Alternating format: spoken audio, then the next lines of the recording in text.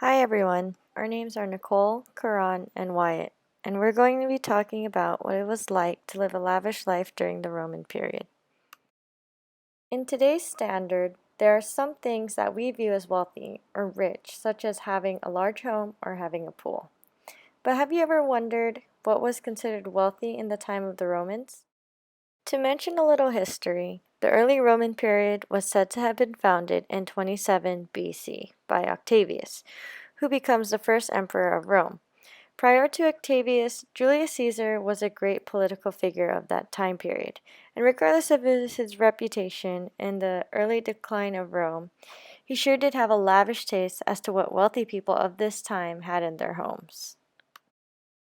Many wealthy citizens alike in similar social classes to Caesar share a similar taste to wealth in an average wealthy person's not so average housing situation.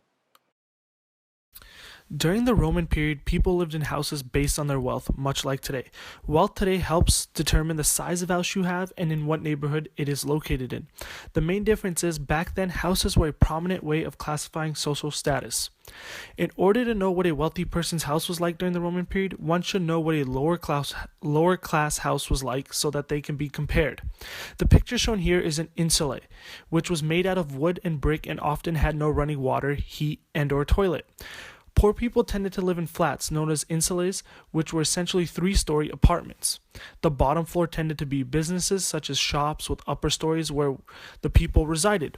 Lastly, a family would often live in these with only one or two rooms, so you could imagine how crowded and unpleasant these living conditions were.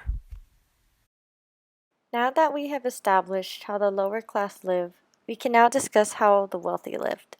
The wealthy lived in homes called the domus, which is shown in the picture.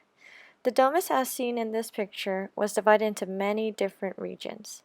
The vestibulum is the small passageway right after the door.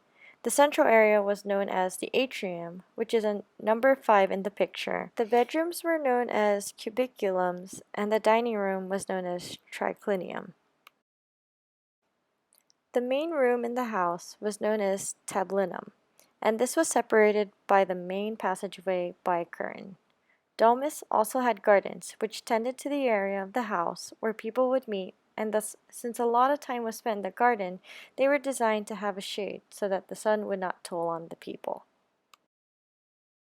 Domes were not only large, but they tended to be very well done. Domes tended to have marble pillars, marble statues, and mosaic walls, as well as mosaic floors. This picture shows a mosaic floor during the Roman period. Mosaics were a very big indicator of wealth and importance, as the fancier they were, the more expensive they were. Though domes tended to have such extraordinary features, they were decorated pretty simple, but one main upgrade from those of lower class houses was that domes did indeed have running water. Water was run through lead pipes, but according to archaeologists, the bigger the pipes were, the more people were taxed, and thus archaeologists can tell how wealthy a house was just by observing the pipes that brought water into the house. During the Roman period, there were different social classes, which is represented by the house you lived in. The lower class resided in flats called insulae. The upper class lived in buildings called the domus. They were large, elegant buildings.